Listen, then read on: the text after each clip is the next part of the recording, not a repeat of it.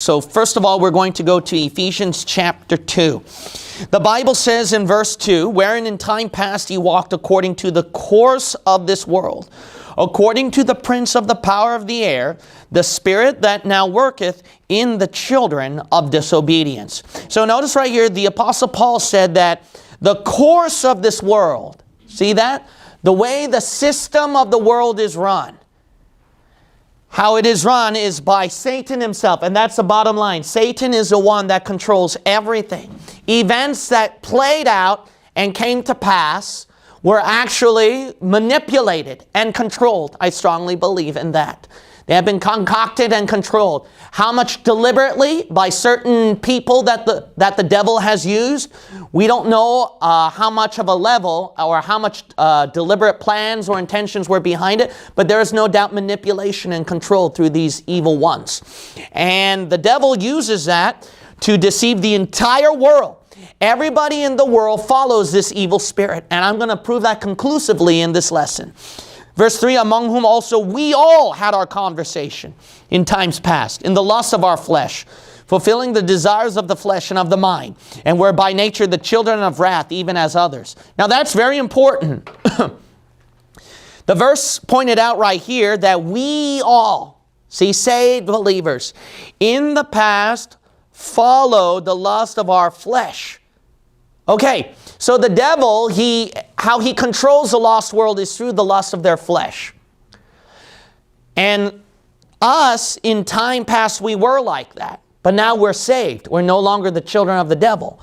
But a lot of times, we can yield to that old master, the way the devil manipulates and controls the world, if we follow the desires of our flesh. That's a huge warning. The Christian churches fell into apostasy because they fell into their flesh, which was systemized and manipulated and controlled by certain events that followed the lust of their flesh, all from the wicked one. That's the root source. Okay, now, here we go. Okay, I'm going to cover Madame Blavatsky, Occult, Satanism, Karl Marx, and Satan by Richard Wurmbrand. I'm going to cover Skull and Bones, Cecil Rhodes Roundtable, and yeah, just everything, okay? So, with all Jesuit conspiracy, this is all tied together. This is way too much. Here we go. You ready? All right, I got a lot to read, all right? I got a lot to read. So let's start off one by one. So Frederick Widdowson's book, we're going to start out here. Let's start off with World War I. Remember, World War I, fresh review. Okay, when we go back here, all right, here are the events that are played out, okay? These are historical timelines we're going to look at. And notice the spirit and significant events and people that all control it. You see that? So this is a very important chart. I want you to always look at this chart. That way you can see how this works, okay? These are the historical events. We go back to the past right here. All of it is seated as Satan, all right? Rome. And Revelation 2 and 3 warned about it. Even Revelation 3, Philadelphia age, God warned about it. The seed of Satan. So it came to pass. Rome is that machine the devil used, and his spirit infected all of this. And these significant events and people and elites all contributed to these events, what we have today. Okay? It's really huge. It's really huge. So I want you to look at that chart and remember.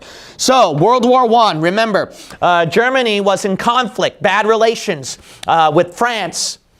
And actually, Germany was not getting along with the rest of Europe itself. It's becoming like that. Because remember, the Holy Roman Empire supposedly died out after Napoleon's conquest. But Dr. Ruckman argued that, no, it's just that the name itself is gone, but the spirit is still going, and it adapted. The Catholic Church is still powerful and alive. So basically, Germany and Austria-Hungarian Empire, but mostly Germany was the key where the Holy Roman Empire was able to continue its power.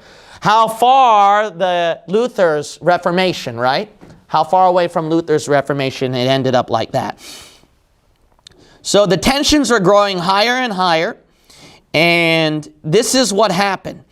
At 11:30 a.m. on the morning of June 14th, 1914, just 4 days before Archduke Franz Ferdinand of Austria was assassinated at Sarajevo, the Vatican and the government of Serbia signed a concordat negotiated by Pacelli. So remember, Pacelli is the guy who was a very, Eugenio Pacelli. He is the guy who later became Pope Pius XII, one of the most influential players in world politics. Remember from our previous discipleship. He was there at the rise of Hitler and the Second World War and the Cold War. So he is very significant, that guy. Wrote a PhD paper just on treaties of Vatican and the world nations. Genius. Now remember, these guys aren't stupid. Remember that, okay? Devil's people are not stupid. All right? It's just our current leader right now stupid. Okay, so this granted the right of the Vatican to impose canon law on the Catholic subjects of this Orthodox country. Okay, so go back to the past. Here we go, okay? Why is that important? Remember, Rome, ever since the time of Christ, early Christianity, always remained enemy. All right? Never left. Yep. The powerful Roman Empire continued its evil spirit through two parties, the West and the East. All right? Mostly it's West, okay? We know that because they call themselves Roman Catholics, right? So this is more primary than this, but this is still a part of this system. So West and East, Roman Empire, Eastern, Roman Empire split into Eastern and Western empires. If you recall our history, Greek Orthodox came through the East and it affected Russia. That's important to remember. West, it hit toward Europe. So that's Roman Catholicism. Now, when you see this map, you're going to notice right here what infected the East area and then what the West area was doing. So the Catholics, remember, they always remained the enemies of the Greek Orthodox. It was known as, I think, the Great Schism at 1055 or something like that.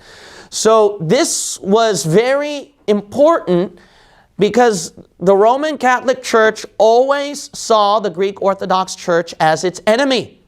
It never forgave, it never let things go. It wanted to, the Vatican would obviously want to conquer the Greek Orthodox, pay them back, penalize them. It took centuries later for their plot to be fulfilled finally. It was during the time of the Great War era. So that's very important. So notice that the Vaticans, they're playing politics where they can compete against Greek Orthodox, right? So already tensions is not going very well. Relationship is not going well.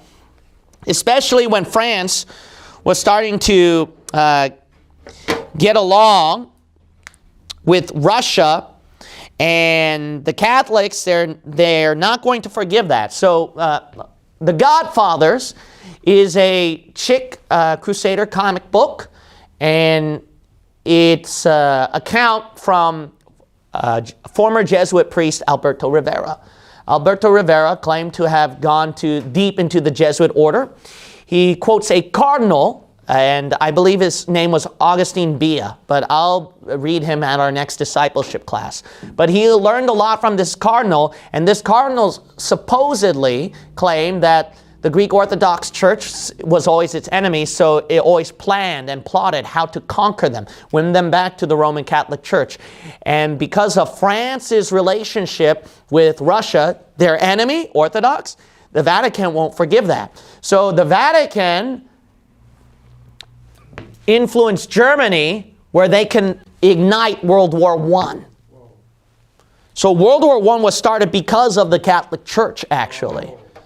So that's how it's supposed to go. Rivera believes in that, and I actually believe in that, not because of Rivera's statement, though, because of a very well-documented source that, from what I discover, people cannot refute, actually. It is by an unsaved believer, Avro Manhattan. So, unsaved person, all right? So, this unsaved person, to my knowledge, I don't think he was saved. So, this guy, he was looking at a secular perspective. He well documented everything about Vatican conspiracies. But I'll read a couple pages from Manhattan. Let me read on quickly here, okay?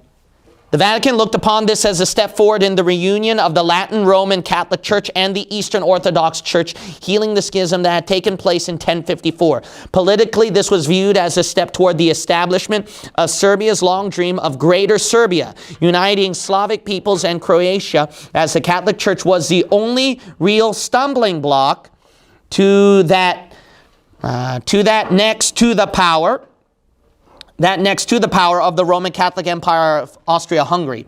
The government of Austria was not pleased at the prospect of a powerful Serbia unrestricted by the opposition of the Vatican.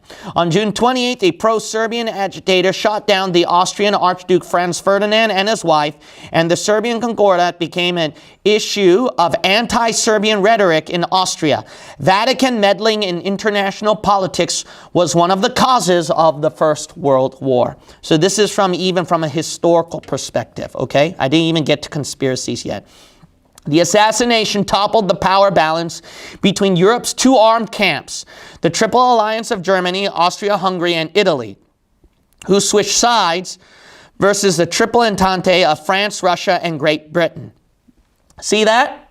So notice right here, the Orthodox being the conflict, Russia, France, and Great Britain, in conflict against Catholic nations, right? I said Italy. I said Austria-Hungary. I said Germany. So this is no doubt well rooted in Catholicism. Austria-Hungary was eager to expand into the Balkans and expected German support. Serbia apologized for the assassination by a Serbian national and claimed absolutely no involvement in the plot. Makes you wonder if maybe the Vatican did something, right? But anyway, that's just conjecture, all right?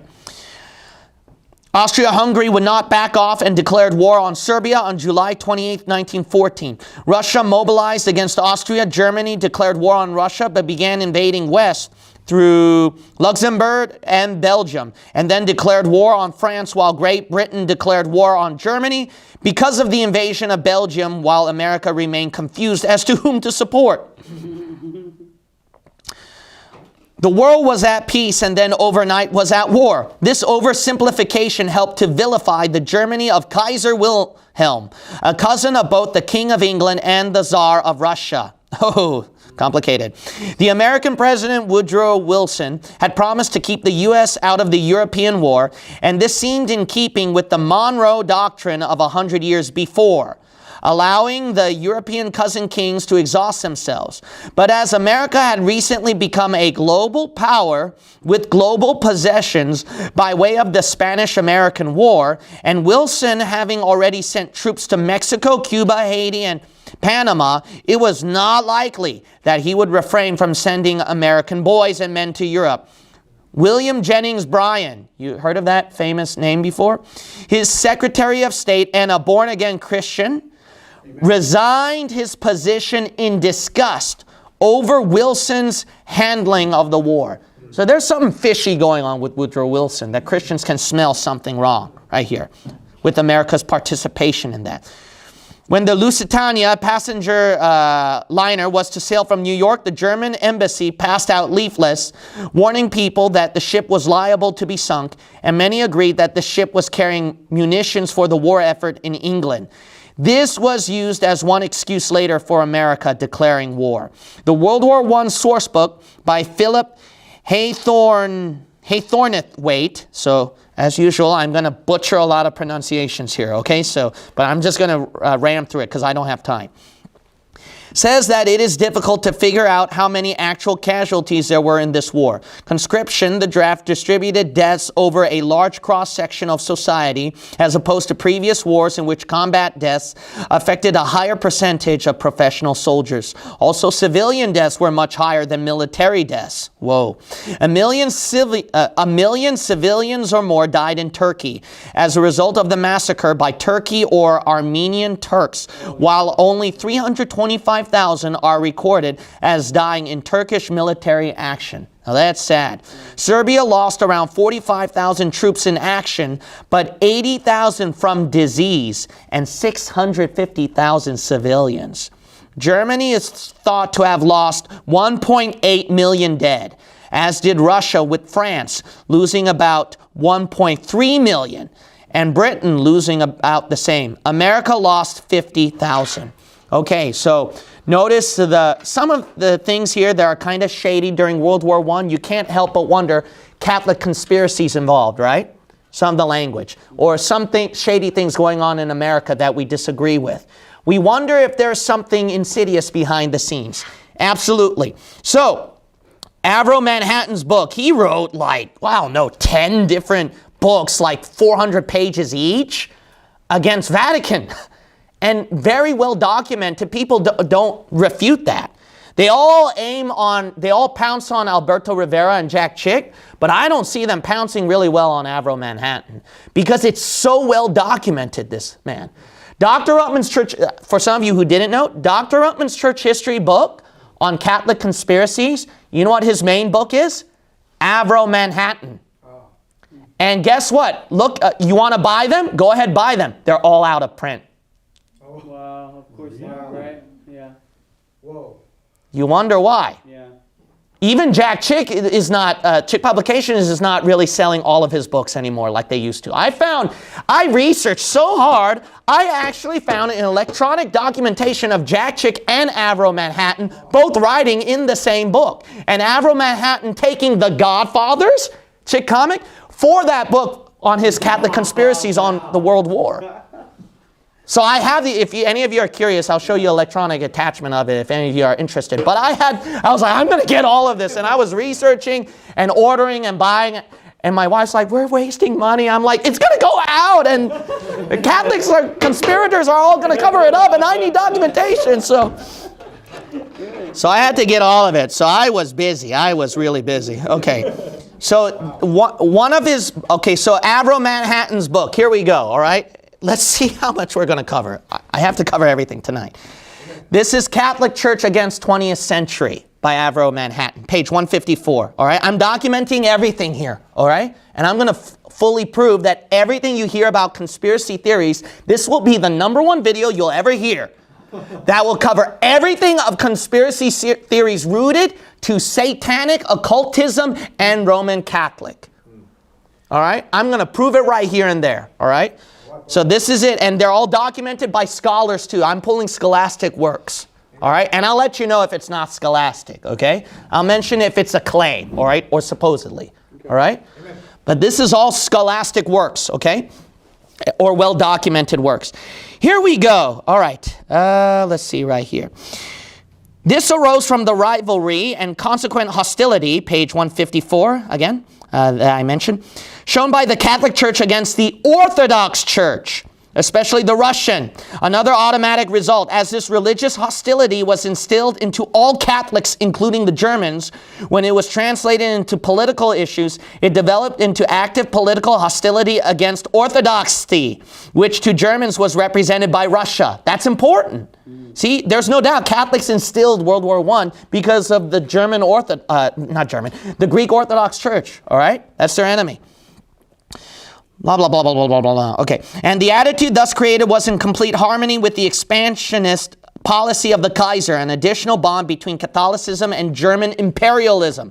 This was carried to such an extent that during the Russo-Turkish War, the most Catholic Windthorst declared, among other things of a like nature, that in the last resort it was a question of, quote, whether the Slav or German element should dominate the world, end of quote. The hostility against the Slav and Orthodox Russia shown by the Catholic party reached such a degree that it brought a rebuke from Bishop von Ketteler, quote, for its excessive Germanic self-confidence. And you wonder why Adolf Hitler came to the scene very easily at World War II.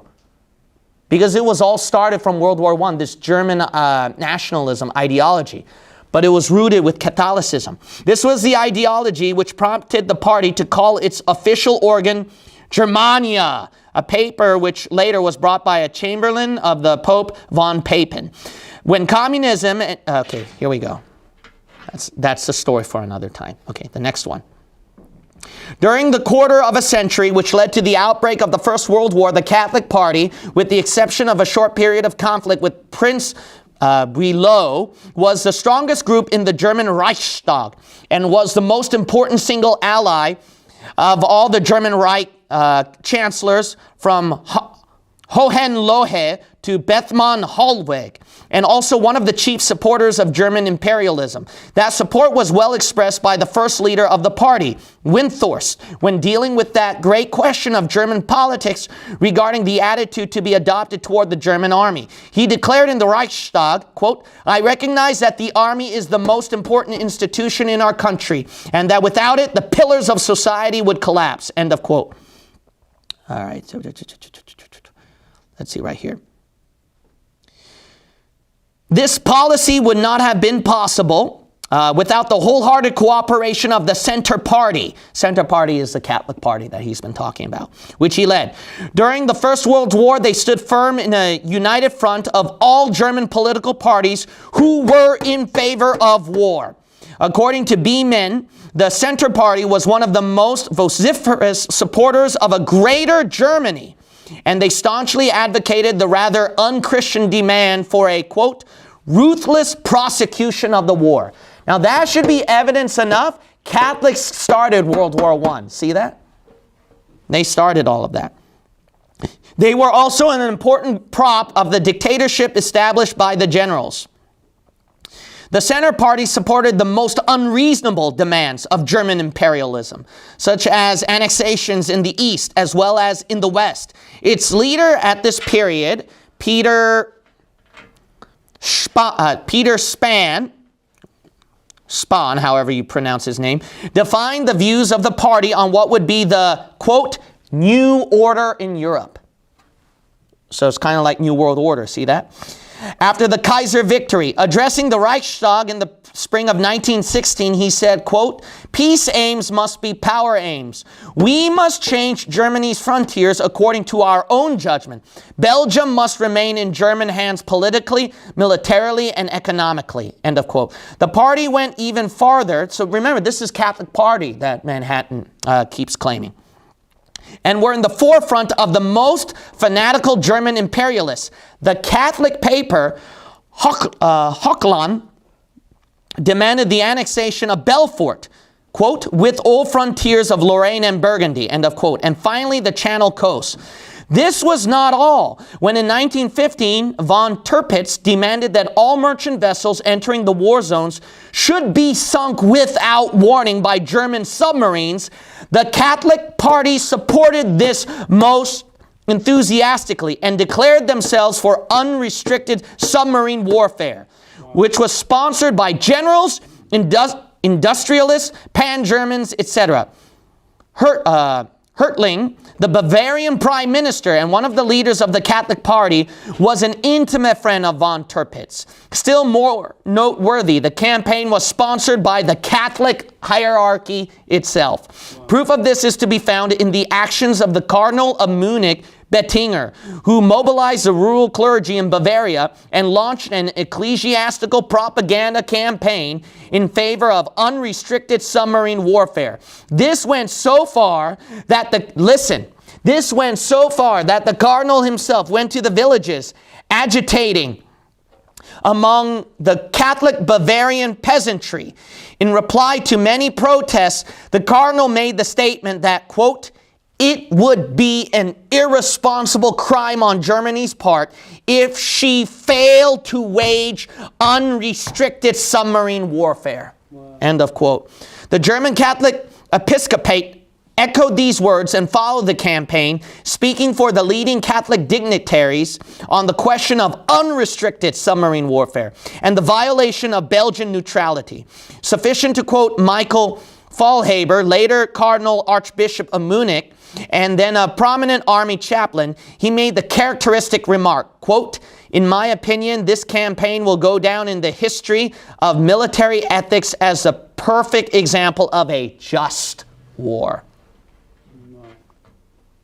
You don't smell Catholic conspiracies after all that documentation? He gave names and events of people that should be more than evidence enough. And I hardly see criticisms against this. Okay, now we see the Catholic connection, okay? So the Catholics, we see their connection. Remember the Illuminati? Fresh review, okay? Illuminati, they want to be like the Jesuits. Remember that? Don't forget the group, Cecil Rhodes. They want to be like the Jesuits. Remember that? I don't have to give documentations. I already gave that. Okay, so that's why I put ... But now the question is, do Catholics, do Jesuit hands go as so far to penetrate through all these groups? All right.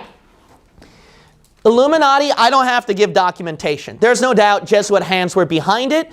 Another book is G.B. Niccolini. He's a professor respected during the early centuries from Italy itself. Okay, so he would know Roman Catholics.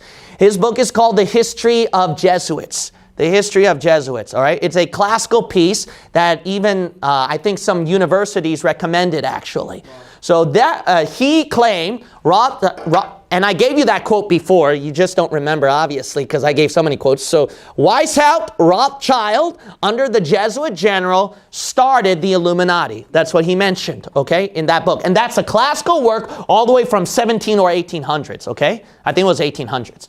So Illuminati, no question. Weishaupt was trained by a Jesuit. That's a historical fact. We already explained that one, all right? Now, the Illuminati, how do they reach the group? This guy bridges it. Skull and Bones. Skull and Bones. If you heard about Skull and Bones, that's where the good Christian presidents, you know, the Bushes, we all remember where they come from, right? Skull and Bones was during the time of close to the First to Second Great Awakening revivals. Dr. Grady mentioned in his book how there were preachers coming out of Yale, but simultaneously at the same time, Skull and Bones was coming out. There was a preacher who warned about the Illuminati, but his son or grandson joined Skull and Bones. Oh no. See, they infiltrated. These guys, I'm telling you, if you don't smell a fish, if you don't believe people infiltrating something, you're very naive, okay? This is real stuff. So, Skull and Bones, for some of you who don't know, was during that time period. I didn't really cover that because I want to bridge it all together here, all right? And I don't have time to cover Skull and Bones. But the work I'm reading from is a guy who was fellow researcher at Hoover Institution at Stanford, all right? He studied heavily on economics and everything. His name is Anthony Sutton, okay? His book is called Skull and Bones, all right? So I'm going to be quoting from him. He says the Illuminati connection with Skull and Bones is as follows, all right? So let me establish it one by one, and then I can prove the connection that all of them are connected, okay? Johann Herbart studied at the University of, I'll just mispronounce it, Jena, and came under the influence of Johann Herder, Friedrich Schiller, and Johann Fichte, and Johann Goethe. Later in Switzerland, Herbart came into contact with Johann Pestalozzi. What is interesting about these names, and they comprise the most important influence on Herbart, is that they are either known members of the Illuminati or reputed to be close to the Illuminati order. Johann Gottfried Herder was Damascus Pontifex in the Illuminato. Johann Fichte, we have already noted in the previous volume, was close to the Illuminati and pushed by Goethe for the post at the University of Jena, where Johann Herbart was studying. Friedrich Schiller was known in the circle, but not reliably recorded as an Illuminati member. Johann Wolfgang Goethe was Aberus in the Illuminati. So that's the connection of the Illuminati and Skull and Bones, because these people's names who later came out as Skull and Bones that I gave to you, they all they all had Illuminati connections. So he proves that Illuminati is connected to Skull and Bones. Now remember, this is very interesting. Skull and Bones, you know when it was started? Skull and Bones, when it was started?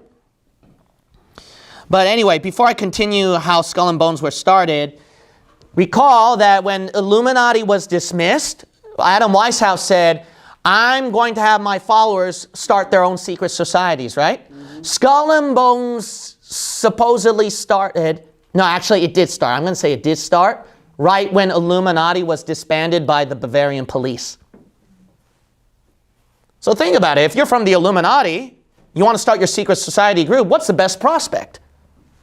Skull and Bones, especially with these connections that were mentioned with their names. Okay, but anyway, let me read onward right here. Okay, why is the Illuminati connection significant? Okay, So these pages, I had to find like digital attachments of this, so I cannot give page numbers. But the sections you can find it is why is the Illuminati connection significant in his book, as well as Illuminati connection. Okay? Those are the sections you can find it out. During its time, the Illuminati had widespread and influential membership. After suppression by the Bavarian government in 1788, it was quiet for some years and then reportedly revived. The significance for this study is that the methods and objectives parallel those of the order. So when he says the order, he's talking about Skull and Bones. In fact, infiltration of the Illuminati into New England is known and will be the topic of a forthcoming volume. So far as education is concerned, the Illuminati objective was as follows, quote, "We must win the common people in every corner." Kind of like Jesus Christ. The common people heard him gladly, right? The devil knows how to get his following. "This will be obtained chiefly by means of the schools. And by open, hearty behavior show condescension, popularity, and toleration of their prejudices, which we shall at leisure root out and dispel." Now, this is very interesting. He points out right here, the Illuminati was, as he cannot decide, the president of the meeting says to him, quote, "The character of being a man is the only one that is of importance." Finally, in conclusion, now listen to this, all right? This will be eye-opening to you. "We can trace the foundation of 3 secret societies. In fact, the most influential 3 secret societies that we know about," which he's talking about these 3, guess where they all come from? Universities. Yeah. Didn't we blame the schools for the corruption of society today? It's bigger than you think. It's even to private elites. Hey, y'all listening? Come on. That's important. The Illuminati was founded at University of Ingolstadt. Remember that? The group was founded at All Souls College, Oxford University in England. Remember I mentioned that? Mm-hmm. And the order, Skull and Bones, was founded at Yale University in the United States. Now you go home and pray about that. I think there's something fishy going on. The paradox is that institutions supposedly devoted to the search for truth and freedom have given birth to institutions devoted to world enslavement. Yeah. That's a big pivotal factor. Now, the group's connection. How are Skull and Bones connected to group? We see how they're connected to Illuminati through their names. But then, now what about the group? All right. This is found in his page on the British connection. Okay, the British connection in the same book. Some well-read readers may raise a question. How does the order, Skull and Bones, relate to Cecil Rhodes' Secret Society, Milner's Round Table, the Illuminati, and the Jewish Secret Society equivalents? How do these fit into the picture? So he mentions right here, it is undoubtedly linked to overseas groups.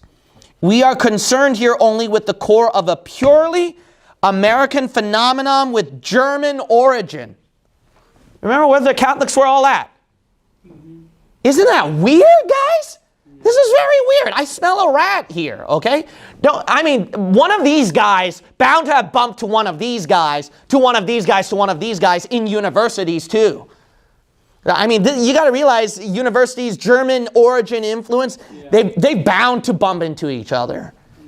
All right, but anyway, I digress. Let's explain the links, all right? The links is purely American phenomenon with German origin, but also the links between the order, Skull and Bones, and Britain, the Round Table, go through Lazard Freres and the private merchant bankers. Notably, the British establishment was also founded at a university, Oxford University, and especially All Souls College at Oxford. The British element is called the group. The group links to the Jewish equivalent through the Rothschilds in Britain. The order in the U.S. links to the Guggenheim, Schiff, and Warburg families. All right, right here. There is an Illuminati connection. Some details are in the Esquire article.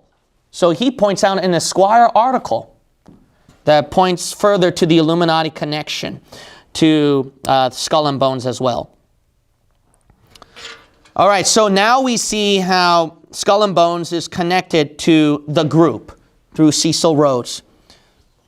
Now, let me give something interesting here. He gives a photo, okay? A photo of these people from Skull and Bones in his book. And he mentions right here that, so the photo, it'll have a little designation. You know those numbers and letters sometimes at the edge of a photo? P.231 through -D.31. Basically, it's giving like the description of time and date, right? So it's supposed to mean third decade of the second period. So that's the organization when it started. He has a photo of that. Again, third decade of the second period. So Sutton asks this. So a sensible question is, where does that place the start? Presumably in Germany. The first decade of the second period would then begin in 1800, and the first period would have ended in the decade 1790 to 1800. That places us in the time frame of the elimination of Illuminati by the Bavarian elector. So you know what he basically said? The starting of Skull and Bones, their photo, was at the same time of the elimination of the Illuminati by the Bavarian police. Did you forget what Weishaupt said? Let me repeat it from the documentation from Grady's book, right? Did you forget that one? Dr. Grady writes right here about what Adam Weishaupt said. Quote for quote from Adam Weishaupt. He wrote a letter to Cato. In his letter to Cato at Weishaupt, the Illuminati said this: I have considered everything and so prepared it, that if the order, Illuminati, should this day go to ruin, I shall in a year reestablish it more brilliant than ever. End of quote. He said, quote, the great strength of our order lies in its concealment. Let it never appear in any place in its own name, but always covered by another name and another occupation. What does that mean? That means he's continuing on through Skull and Bones, or his followers. That's what it would mean. Very strong right here. I'm giving direct quotes from these people and events, and also I'm reading from scholars themselves. So that should be very, very strong on the connection. So now we see, for a matter of fact, all right, this should be convincing enough. One more thing that I want to add is this. One more thing I want to add is Alberto Rivera in Godfathers. So he believes the Illuminati became the strong arm of the Jesuits themselves. Jesuits ran the whole show, and that these people followed the bidding of the Vatican. So I cannot go that far, but I do know this. I do know that there is no doubt that there are linkages and connections with all these four groups. There's no doubt about that. They're all linked. Maybe they're competing against each other. Maybe some of them have elites that go through several different parties and groups because they just want power. But the point is that they're all connected to each other, and they've instigated weird stuff that I'm going to show you later on, how they instigated World War I and all the things that followed and led up to World War II. Okay? I am going to give you a reading from Dr. Grady's book. So, let's cover the actual things that occurred from the group, okay? So if they're all tied and connected, we see that so far, right? This one tied to this guy tied to this guy. These two are somehow intermeshing with each other. They're all tied, all right? The group that gives birth to a lot of the big conspiracy, big names, they're the ones who founded CFR, okay? The Council on Foreign Relations. So you hear Alex Jones and all these other guys. It's the CFR, and these guys that control. But they don't go through historically where it all goes back to, actually. It goes all the way back to the group roundtable, back to Skull and Bones, back to Illuminati, back to the Jesuit order under Ignatius de Loyola. That's really big. So CFR is founded by the group. And Dr. Grady gives some quotes right here about, and some documentations about the group. So they took over Oxford, the Times, the news media source, and Council Foreign Relations. Page 449, he says right here, during the Institute's formative meeting at a dinner party held at the Majestic Hotel in Paris on May 30th, 1919, it was resolved that the new front organization would have two central branches, one in Great Britain and the other in the United States. Professor Carroll Quigley confirms, quote, in New York it was known as the Council on Foreign Relations, and was a front for J.P. Morgan and Company in association with the very small American Round Table. Headquartered in the elegant Pratt House, donated by the Rockefeller family at 58 East 68th Street in New York City, the CFR was incorporated in 1921 and released the following statement of purpose a year later. The Council on Foreign Relations aims, quote, it is simply a group of men concerned in spreading a knowledge of international relations, and in particular in developing a reasoned American foreign policy. Oh, isn't that reassuring? Isn't that nice? Okay, so they started CFR. Now, this is from Professor Sutton, okay? Dr. Grady documents his quote here. The operational, this is very important that you want to remember.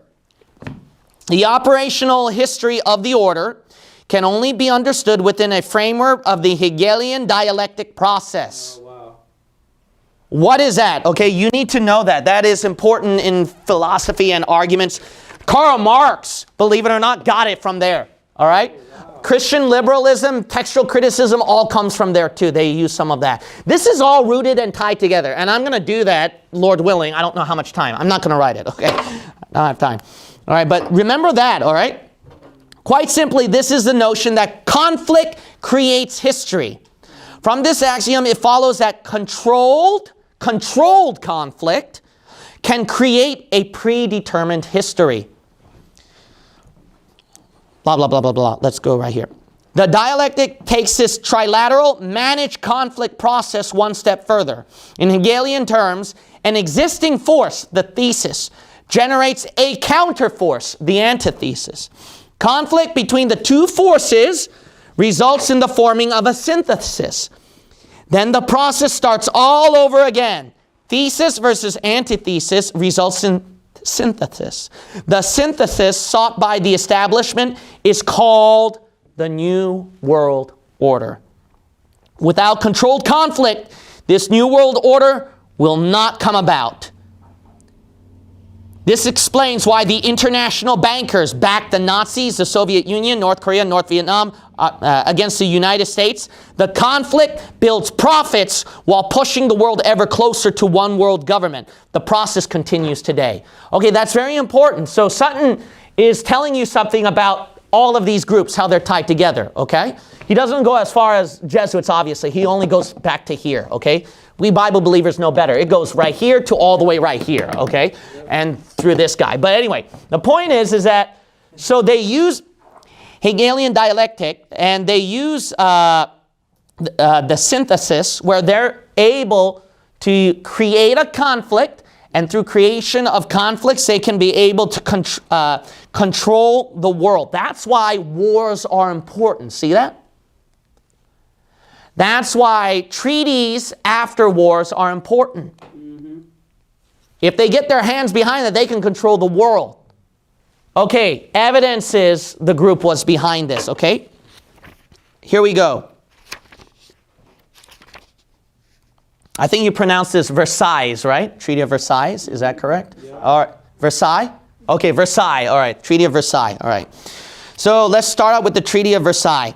And this is where Germany obviously lost World War I, as you might recall. So they're writing out a treaty. But this paved the way for Adolf Hitler, okay? Why? Because bankers were involved in this process. The group, the Round Table, was involved in this process. So think about that one. But anyway, here we go. This is from Carroll Quigley himself. Remember, Carroll Quigley is a historian, Georgetown historian, clever guy, and he documents the Round Table. So this can be found in his works. Dr. Grady just quotes from Carroll Quigley, okay? So I'm going to mention it. Page 584 on Dr. Grady's book. At all of these meetings, as at the peace conference itself, this is quoted by Quigley, okay? The political leaders were assisted by groups of experts and interested persons, sometimes self-appointed. Many of these experts in the peace conference, the ones who were writing it out, were members or associates of the international banking fraternity. At the Paris Peace Conference, the experts numbered thousands and were organized into official staffs by most countries even before the war ended. These experts were of the greatest importance. They were formed into committees at Paris and given problem after problem, especially boundary problems, usually without any indication as to what principles should guide their decisions. The importance of these committees of experts can be seen in the fact that in every case but one where a committee of experts submitted a unanimous report, the Supreme Council accepted its recommendation and incorporated it in the treaty. So all these bankers are the ones who controlled it, the treaty. All right, but Comte de Saint-Hilaire wrote, quote, "Those who look for the truth elsewhere than in the official documents know that President Wilson, Woodrow Wilson, whose election had been financed by the great Bank of New York, rendered almost complete obedience to its beck and call." End of quote. William Carr notes one of the more outrageous examples of this traitorous relationship. He quotes, "The power of the international bankers is well illustrated by an incident that happened during the preliminary conferences held in Paris in 1919. The negotiations tended to stray away from the policy set by the international bankers. Thereupon, Jacob Schiff of New York sent President Wilson, who was attending the Paris conferences, a 2,000-word cable. He instructed the President of the United States what to do in regard to the Palestine Mandate, German reparations, Upper Silesia, the Saar, the Danzig Corridor, and Fiume. The cablegram was dated May 28, 1919. Schiff sent it in the name of the Association of the League of Free Nations. Upon receipt of the cablegram, President Wilson immediately changed the direction of the negotiations. So notice that the United States President is a puppet himself. Yeah. To these bankers that are connected to the group. All right, so the League of Nations. Now this is very interesting, League of Nations. This is where you officially can get your United Nations, all right? Is because of the League of Nations. You know what's very interesting? We know the Antichrist has to take this over to control the world. The group did not like the League of Nations, but the Masons loved the League of Nations. Now that's very interesting. The reason why the group didn't want the League of Nations is because, remember, they wanted completely their British Empire. All right? They wanted that British Empire to be in control of everything. That League of Nations, the group merely wanted it as a discussion of foreign policies and etc. But this League of Nations seemed like it would submit England to other nations. Why is that a problem for the group? Can you guess why? Because then the group can't control everybody. Exactly. Because the group controls England's powerful elites. So how is the group going to take charge of all the other nations if England's going to submit or share power with the other nations? So the group did not like that one. So this is documented from Dr. Grady's book. This is from Carol Quigley. He mentions such a conference cannot itself govern the world. It's related to this, okay? The League of Nations. Such a conference cannot govern the world, still less those portions of mankind who cannot yet govern themselves. See that? But it can act as a symbol and organ of the human conscience, however imperfect, to which real governments of existing states can be made answerable for facts which concern the world at large. So this is from the 1918 issue of the Round Table. Remember, the Round Table is from the group.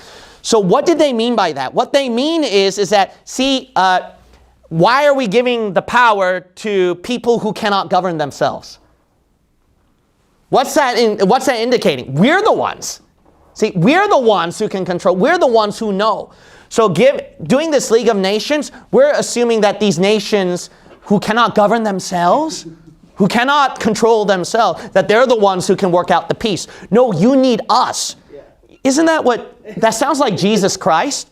Jesus Christ saying, you governments can't take care of yourself without me. Oh, wow. Okay, that's what See, this is all satanic right here. Yeah. This group right here is all very satanic. Okay. So then what do they have to do? So then CFR, you notice that? It came out during the World War I era. Why? Like the Catholic Church, you know how these elites survive? You adapt. You adapt so that you can find the power somewhere else. See, this is all connected. This is very, very much connected. There's no doubt. Masons, they sided with Woodrow Wilson. Quote from page 589, Grady's book. This is what the president of the Grand Orient of France mentioned. This Masonic Congress of the Allied and neutral nations has come at the right time. We all know the disasters of the past. Now we must build a happy city of the future. It is to undertake this truly Masonic work that we have invited you here. Thus, it is absolutely indispensable to create a supranational authority whose aim will be not to suppress the causes of conflicts, but peacefully to resolve the differences between nations. Freemasonry, which labors for peace, intends to study this new organism, the League of Nations. Freemasonry will be the propaganda agent for this conception of universal peace and happiness. That, my most illustrious brethren, is our work. Let us set to it. Okay. So that should cover everything about their hands involved in this. All right, the conspiracy's hands behind World War I and all that occurred. Okay, now rewind. Okay, we now know about these elites that they've affected these events. Let's look at these public significant events that Rome is. Notice Rome is connected to here through private means, here through public means. All right? Huge. Dr. Ruckman mentions in his book right here. Let's see right here. All right. But before we cover Dr. Ruckman's book right here, let me cover Sigmund Freud. He's the last of the evil trinity that I got to conclude.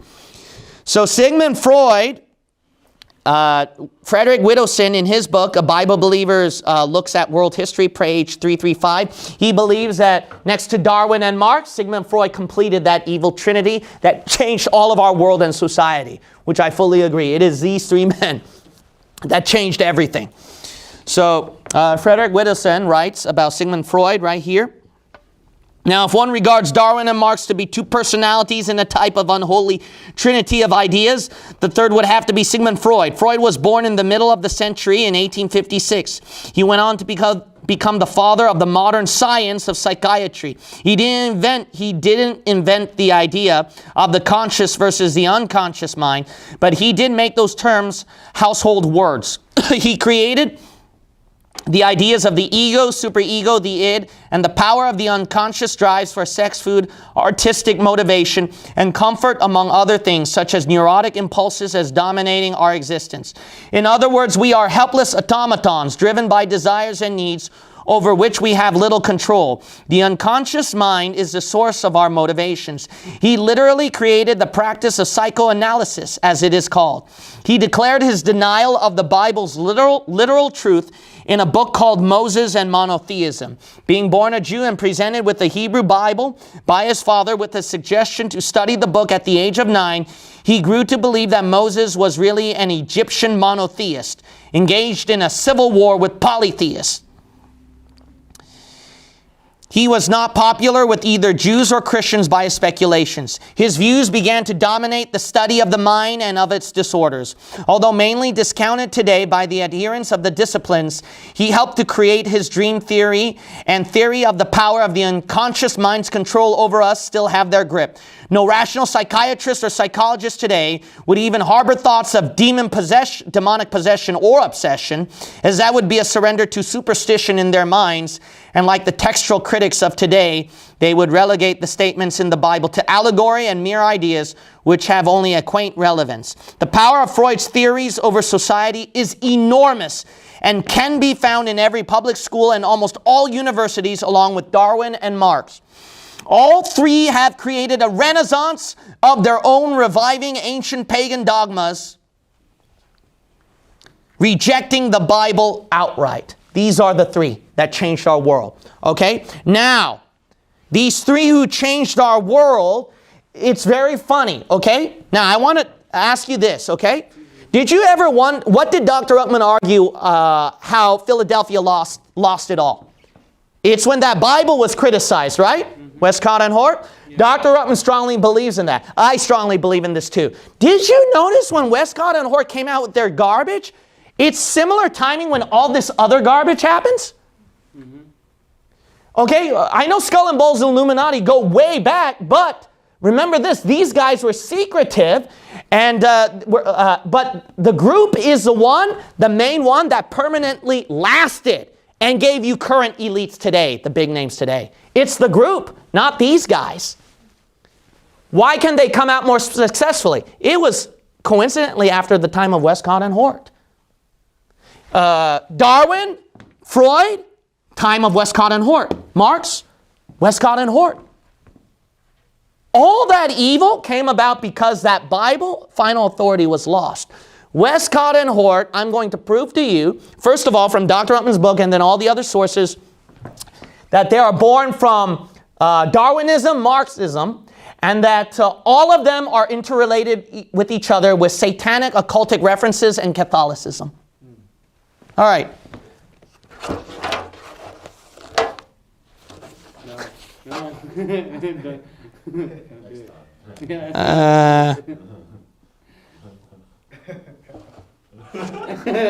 I so want to do this. Come on. Let me pause. Let me see how many documentations I have to read here.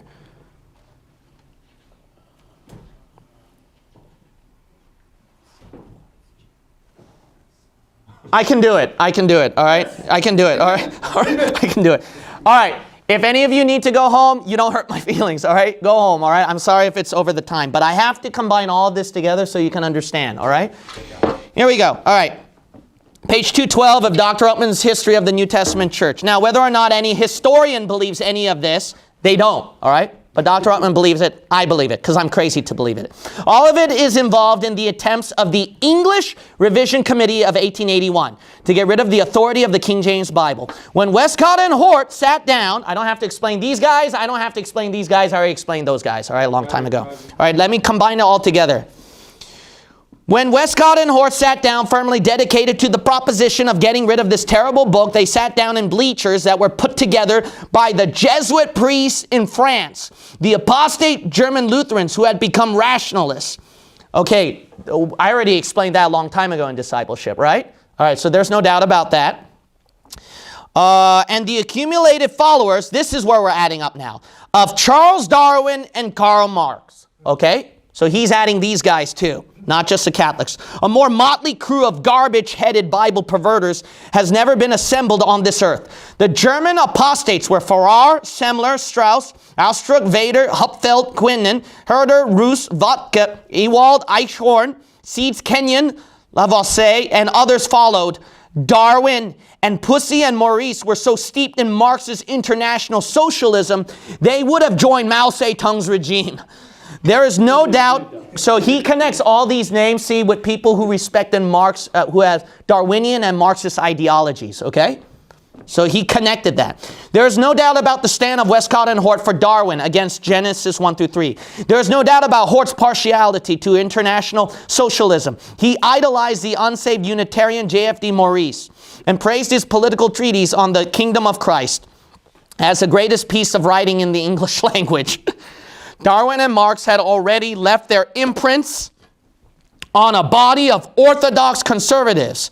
That's why the church fell apart, who were about to replace the Protestant text of the Reformation with the Vatican text of the Roman Catholic Church. So here we go. Dr. Ruckman says right here on page 217 to 218. This is the truth about what lies behind the so-called scientific Greek tests of Nussel, Allen, Metzger, and Nida, which were sold to the Bible societies of the Laodicean church. Darwinism, Marxism, Romanism, socialism. Such was the all-star team which finished the playoffs of the Philadelphian church period. So that's why Philadelphia church lost its great awakenings and everything. It's with this culmination. This combination of delusion, socialism, sadism, Marxism, insanity, Darwinism, and Satanism, Catholicism, and I'm going to prove you it will be Satanism really, was hailed by leading conservative scholars in Europe and America as one of the greatest revision committees that ever met. Phooey, man. Disgusting. The combinations identified above could only produce one thing. He marked this. This is important. The greatest apostasy that ever took place in the body of Christ. That's why this is the most important historical time period that we're covering in this class, okay? I want you to remember. Okay, now, let's tie them all together, okay? So, let's tie them all together. First things first, all right? So, they're no doubt tied all with... Westcott and Hort is all tied up with these guys with Catholicism. And then also these guys were tied to Catholicism, which gave birth to this one. Okay? Yeah. All right, so we all understand that so far. But I'm going to prove Satanism is also involved in all of this as well. All right. So first things first is let's start off with Westcott and Hort themselves, okay? Because they're the big wigs, okay? Westcott and Hort, this is from David W. Daniels' book, Did the Catholic Church Give Us the Bible? And he gives documentations right here, okay? On Mariolatry. So that's the idol worship of the Catholic Mary. All right. While visiting a small chapel with an idol of Mary holding the dead Christ, this man said this, "Had I been alone, I could have knelt there for hours." You know who said that? Westcott. Yeah. Here's another quote. "I have been persuaded for many years that Mary worship and Jesus worship have very much in common in their causes and their results." You know who said that? Hort. By the way, one of these two men from Frederick Whittleson's book, Bible Believer's Guide to World History, named his wife, I think, or his family member, Mary. Because of that adoration of Mary. See Maurice's new lectures. He makes a remark which I have often written and said. The danger of our church is from atheism, not Romanism. Who said that? Westcott. Here's another one. Newman certainly raises many thoughts. Anglicanism seems a poor and maimed thing besides great Rome. Hort said that.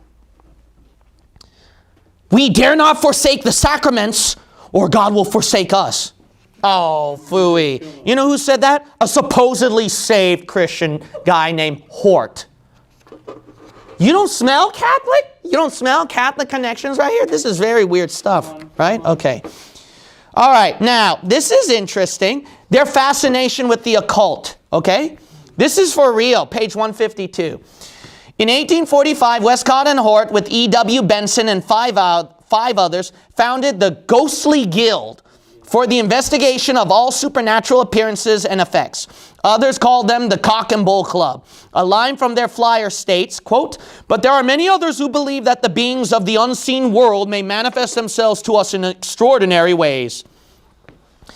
In 1872, Westcott and Hort, with J.B. Lightfoot, who later became a New Testament reviser with them, founded the Uranus Club. Two of its members will soon be involved in the forerunner of the Society for Psychical Research.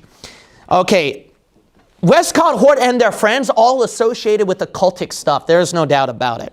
All right. Now, Pogo sticking through the index of the Founders of Psychical Research by Alan Gall, 1968, reveals the following company in which our esteemed Bible revisers find themselves. You'll find these names who are friends with Westcott and Hort in Bible critical, textual criticism. All right? Remember E.W. Benson? He's in there. And guess who's there too? H.B. Madame Blavatsky. Oh, wow. Founder of the Occult Theosophical Society, who thinks Lucifer is a good being. Clairvoyance, control spirit, crystal gazing. Who's there? Charles Darwin and Sigmund Freud. This is from the Pogo sticking through the index of the Founders of Psychical Research by Alan Gall, 1968, all right? Whoa. Ghost Club by F.J. Hort himself. Levitation by J.B. Lightfoot himself, who later became the New Testament critic. Mediumship, mesmerism, multiple personality, Plato societies or psychical research, spiritualism, Sweden-born society, synthetic society, telepathy, transmedium, Westcott. I think Blavatsky's more spiritual than Westcott, man. All right, all tied to a cult. Marx is also tied to, no doubt, satanic Satanism. There's a book by Richard Wurmbrand himself called Marx and Satan. Now, Marx, he was no doubt messed up with so much of Satanism. I'm not saying that he applied membership for the Church of Satan and did human sacrifices. But there's no doubt that he shared that same spirit, that same satanic spirit, because of his elevation of Satan and how he treated it very lightly. There was no doubt he was demon-possessed. This was before he created communism, okay? So he had this back then. So I would recommend that book, Marx and Satan by Richard Wurmbrand. Richard Wurmbrand, he's a respected Christian. He's a respected Christian that a lot of denominations adore because he was tortured by the Communist Party. All right? His famous book, Tortured for Christ, is still sold in the bookstore. But Wurmbrand wrote a book on Marx and Satan. And he takes Marx's poems and his writings, and a lot of the writings have not been clearly revealed because the Communist Party restricted it for some weird reason. Why? I wonder why, right? Anyway, here's some of the writings that Wurmbrand was able to uncover. All right. Wolanem, okay? O-U-L-A-N-E-M. That's the drama that Marx was infatuated with. Okay, why is that important? Because that's a backwards or anagram, which Satanists get infatuated with, for Emmanuel, God with us. But Marx was involved with that. This is a confession by Marx in a poem called The Player, which was later downplayed by both himself and his followers. So this was before he did communism as well. But this is what he wrote back then. The hellish vapors rise and fill the brain till I go mad and my heart is utterly changed. See this sword? The Prince of Darkness sold it to me. Who's the Prince of Darkness, the Bible says? Satan. For me he beats the time and gives the signs. Ever more boldly I play the dance of death. So that's, that's from him himself. Okay. Let's see. This is on page 9, okay, of that work. Page 9 of that work. Now, this is from, this is very disturbing, from his daughter Eleanor, Marx's daughter, okay? Yeah. Page 14. His daughter Eleanor says that Marx told her and her sisters many stories when they were children. The one she liked most was about a certain Hans Rockel. Quote, the telling of the story lasted months and months, because it was a long, long story and never finished. Hans Rockel was a witch who had a shop with toys and many debts. Though he was a witch, he was always in financial need. Therefore, he had to sell against his will all his beautiful things, piece after piece, to the devil. Some of these adventures were horrifying and made your hair stand on end. So, Wurmbrand writes, is it normal for a father to tell his little children horrifying stories about selling one's dearest treasures to the devil? Robert Payne, in his book Marx, also recounts this incident in great detail, as told by Eleanor.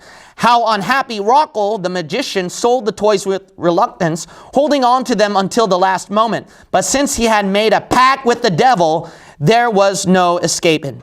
Marx's biographer continues, quote, there can be very little doubt that those interminable stories were autobiographical. He had the devil's view of the world and the devil's malignity. Sometimes he seemed to know that he was accomplishing works of evil. Now that's just a few, okay? You can read the whole thing. I don't have time to read the whole thing. That should be more than enough. All right, last big two. You ready for this? The last big two, and then we'll call it a night. This is interesting, from Frederick Widdowson, and he documents history, all right? This is from a secular historical perspective. Page 336.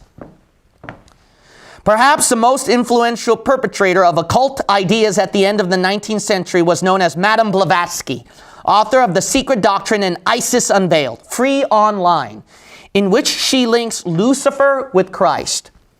She even makes passing reference to Bible translator Westcott Wow, I didn't know. as being naive and ignorant of the connections he made between an apocryphal New Testament book that was excluded from the Bible and the Gospel of John, apparently unaware of the occultic nature of the manuscripts of which he was enamored. Wow.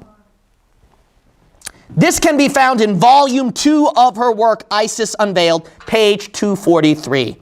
All right. Historical event, and you wonder why there was a revival of occult? It was a historical time period during that same time. You wonder why? You wonder why? There was an occultic revival of sorts among prominent religious people in the Anglican Church in the late 1800s. Anglican Church won the world. What happened to England? Where did Westcott and Hort come from? And they were downplaying Anglican and praising Newman when he switched from Anglican to Catholic. You remember that? That was that time period. I smell a rat, man. There was an occultic revival of sorts among prominent religious people in the Anglican Church in the late 1800s, as well as among other prominent people, as I mentioned. She went on, Blavatsky, went on to influence such world movers in the 20th century as Adolf Hitler. And you wonder why Adolf Hitler got influenced by that. Oh, by the way, Kittel, who is a textual critic as well, was part of the Nazi Party. I'll read that a little later on. And these groups influenced to where Hitler came to the scene too.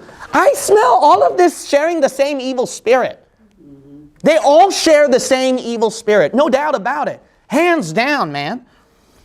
The occult interest of many respected churchmen in the late 1800s is documented by James Webb in the book The Occult Underground.